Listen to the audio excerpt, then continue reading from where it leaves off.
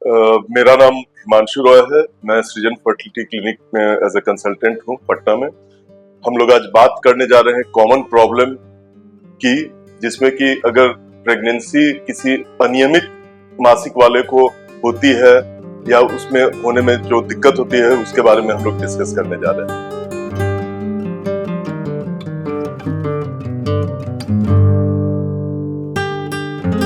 दोस्तों, बांझपन के इलाज, उसके जांच के श्रृंखला में आज हम लोग बोलने जा रहे हैं या डिस्कस करने जा रहे हैं कॉमन प्रॉब्लम की, जो कि लोग बहुत सारी औरतें होती हैं जिन्हें पीरियड्स जो होता है, मासिक धर्म होता है, अनियमित होता है। तो इन लोगों में क्या चैलेंजेस है प्रेगनेंसी का, और प्रेगनेंसी अगर होता है तो क्या उसमें फिर होता है, उसके बारे में हम लोग डिस्कस करने जा रहे हैं। तो पहले तो अनियमित मासिक के कारण बहुत सारे हो सकते हैं, जिसमें कॉमन प्रॉब्लम से सबसे जो कॉमन प्रॉब्लम होता है वो पीसीओडी होता है। पॉलीसिस्टिक ओवेरियन डिजीज पे हम लोग पहले भी डिस्कस कर चुके हैं। और इस पीसीओडी में किसी किसी को मासिक 10 दिन 15 दिन ऊपर चढ़ के आता है, किसी को 25 दिन चढ़ के 30 दिन चढ़ के आता है, किसी को बिल्कुल पीरियड बिना दवा के आता ही नहीं। तो ये अलग अलग तरह की सीवियरिटी होती है पीसीओडी की, जो कि उसके अल्ट्रासाउंड के द्वारा भी और ब्लड टेस्ट के द्वारा भी हमें सीवियरिटी का पता चलता है। ये ट्रीटमेंट से रिस्पॉन्ड कर रहा है कि नहीं, इससे भी पता चलता है। नहीं जो रिस्पॉन्ड करता है नॉर्मल ट्रीटमेंट से, उसको हम लोग रेजिस्टेंट पीसीओडी बोलते हैं, और उसका ट्रीटमेंट में और भी चैलेंजेस होते हैं। तो इन लोगों में अगर प्रेगनेंसी हो जाती है, जो या जैसे दूसरे जो कॉजेज होते हैं, थायराइड का किसी को प्रॉब्लम है, प्रोलैक्टिन अगर हाई है उन लोगों को प्रॉब्लम है, तो ये तमाम औरतों में मासिक धर्म का नियमित होना बहुत कॉमन होता है। साथ ही साथ जिन लोगों का ओवेरियन रिजर्व कम है, जिन लोगों का एज ज्यादा है, और कभी कभी नॉर्मल एज में भी जिन लोगों का एमएच कम है, उन लोगों में भी देखा गया है कि मासिक धर्म अनियमित हो जाता है, और इसमें प्रेगनेंसी ठहरने में प्रॉब्लम आ सकती है, जिसका कि डॉक्टर के पास जाके हम लोग जांच करा सकते हैं कि मेन रीजन क्या है अनियमित धर्म होने का, और उसका टारगेटेड ट्रीटमेंट फिर किया जाता है। जैसी बीमारी है उस तरह उसका इलाज किया जाता है। इन महिलाओं में प्रेगनेंसी होने के बाद जो कॉमन कॉजेज होते हैं कि जैसे पीसीओडी है, तो पीसीओडी की जो महिलाएं होती हैं उन्हें अगर प्रेगनेंसी होता है तो उनमें गेस्टेशनल डायबिटीज, मतलब प्रेगनेंसी के दौरान माँ का ब्लड शुगर हाई होना बहुत ही ज्यादा कॉमन होता है, माने ऑलमोस्ट यूनिवर्सल होता है। अधिकतर लोगों में वो चीज होता ही होता है। तो उन औरतों को पीसीओडी के इलाज के दौरान भी शुरू से ही अपना डाइट कंट्रोल पे ध्यान देना चाहिए।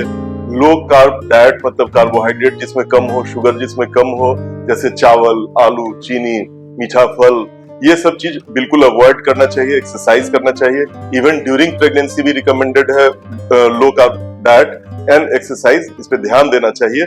नहीं तो गेस्टेशनल डायबिटीज होने से बच्चे का जो लंग डेवलपमेंट में दिक्कत होता है, या तो उसको आईयूजीआर हो सकता है, या कभी कभी मैक्रोसोमिया होता है, जिसमें बच्चे का आकार बहुत बड़ा हो जाता है और उस पानी बहुत ज्यादा पेट में हो जाता है, जिसके चलते प्रीटर्म लेबर होने का डर रहता है।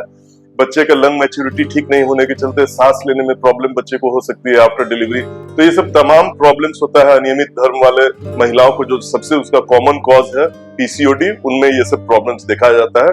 तो इसका हम लोग को ठीक से ट्रीटमेंट करना चाहिए। स्ट्रिक्ट कंट्रोल ऑफ शुगर होना चाहिए। कोशिश करना चाहिए कि फास्टिंग लेवल ग्लूकोज का 100 से कम और खाने के बाद वाला लेवल 130 से नीचे रखें। ड्यूरिंग प्रेगनेंसी जो सबसे सेफ दवा हाई ब्लड शुगर की होती है वो इंसुलिन होती है। इंसुलिन से बच्चे को कोई भी प्रॉब्लम नहीं रहता है। लोगों को डर लगता है कि इंसुलिन लेने से बच्चे को हार्म हो सकता है, लेकिन ये सही नहीं है वो। तो ड्यूरिंग प्रेगनेंसी अगर आपका डॉक्टर आपको रिकमेंड कर रहा है इंसुलिन पे स्विच करने के लिए, तो वो सेफेस्ट ड्रग है फॉर द चाइल्ड, बिकॉज वो आपके देह से ऐसे भी इंसुलिन निकलता है। वही आजकल ह्यूमन इंसुलिन ही दिया जाता है, सिंथेटिक नहीं, वो रिकॉम्बिनेंट प्रोडक्ट रहता है, जो कि बिल्कुल हम लोग के शरीर के अंदर जो इंसुलिन रहता है उसके जैसा रहता है। इसके अलावा अगर थायराइड का प्रॉब्लम है तो थायराइड का भी उसी तरह मंथली जांच करके थायराइड की दवा को डिसकंटिन्यू नहीं करना है, प्रेगनेंसी होने पे रोकना नहीं है। बहुत लोगों को लगता है कि थायराइड के चलते प्रेगनेंसी नहीं हो रही थी और प्रेगनेंसी हो गई तो उस दवा का काम खत्म हो गया। नहीं, उस दवा की और भी ज्यादा जरूरत है कि हम लोग स्ट्रिक्ट कंट्रोल रखें थायराइड के लेवल का, बिकॉज थायराइड जो है पेट के अंदर पल रहे बच्चे के मानसिक विकास के लिए बहुत इंपॉर्टेंट होता है। तो अगर थायराइड हार्मोन की कमी होगी तो बच्चे का ब्रेन का डेवलपमेंट ठीक से नहीं होगा। और इसी तरह और भी जो औरतें होती है जिनमें हम लोग को डेटिंग का प्रॉब्लम होता है, कि जैसे अनियमित धर्म है बहुत लोगों को पता भी नहीं चलता है कि कब प्रेगनेंसी ठहर गया, बिकॉज उनको तो पहले से ही 2 महीना 3 महीना पे किसी को आता है, किसी को आता ही नहीं है। तो बहुत सारी ऐसी महिलाएं हम लोग के पास जब इलाज के लिए आती हैं कि बच्चा ठहरने के लिए, तो उसमें पाया जाता है जांच में कि ऑलरेडी वो प्रेग्नेंट ही है और आई हुई है और उन्हें पता भी नहीं है कि वो प्रेग्नेंट है और वो कब प्रेग्नेंट हुई। तो इस तरह के प्रेगनेंसीज में हम लोग को डेटिंग करना कि एक्चुअली बच्चा कितने दिन का है, ये बहुत इंपॉर्टेंट होता है। तो उसका पता हम लोग कब उन लोग का संबंध पति पत्नी का हुआ है, अगर वो बहुत कॉमन साथ नहीं रहते हैं, उससे भी पता चलता है। और दूसरा, अर्ली अल्ट्रासाउंड, जो भी हम लोग का पहला अल्ट्रासाउंड होता है, उसमें जो डेट निकलता है वही डेट सबसे ज्यादा इंपॉर्टेंट होता है सही डेट बताने के लिए। इसलिए कि बाद में 6 महीना 7 महीना 8 महीना के बाद जो प्रेगनेंसी का डेटिंग अल्ट्रासाउंड से होता है, उसमें वो डेट जो है वो बच्चे के ग्रोथ के हिसाब से बदलते रह सकता है।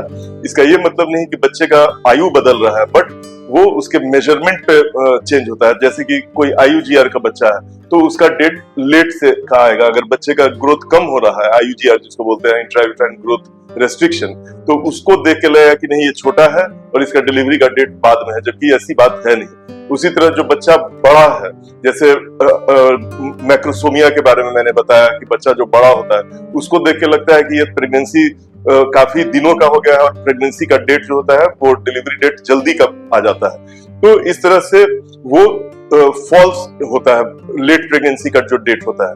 अर्ली प्रेगनेंसी के डेट में वेरिएशन नहीं होता है। तो जब भी इस तरह के कोई प्रॉब्लम हो या अनिश्चितता हो बाकी भी प्रेगनेंसीज में, तो इसमें जो अर्लीस्ट अल्ट्रासाउंड होता है वो सबसे ज्यादा उसी को वैलिड माना जाता है और उसी के हिसाब से हम लोग डेटिंग करते हैं ताकि सही समय पे बच्चे की डिलीवरी हो जाए। अगर डेट गलत रहेगा तो या तो बच्चा मैच्योरिटी के बहुत पहले भी निकलने का डर रहता है, प्री मैच्योर बेबी होने का, या कभी कभी पोस्ट मैच्योर बेबी होने का या पोस्ट डेट होने का, 41-42 हफ्ता पार कर गया और बच्चे का ग्रोथ चूंकि छोटा है और बाद में हम लोग देखना शुरू किए तो उसमें पोस्ट डेट वो बच्चा हम लोग प्लान करते हैं डिलीवरी। और इन दोनों हालत में, प्री डेट हो या प्री मैच्योर हो या पोस्ट डेट हो, दोनों में बच्चे में प्रॉब्लम होने का आफ्टर डिलीवरी काफी सारे रिस्क रहते हैं, बच्चे के जान जाने की भी खतरा होता है। तो ये सब का ध्यान देना चाहिए। और बाकी जो प्रेगनेंसीज में प्रिकॉशन लिए जाते हैं, जो जांच होती है वो तो होती है, उसके अलावा ये सब खास बातों पर ध्यान देना चाहिए। धन्यवाद।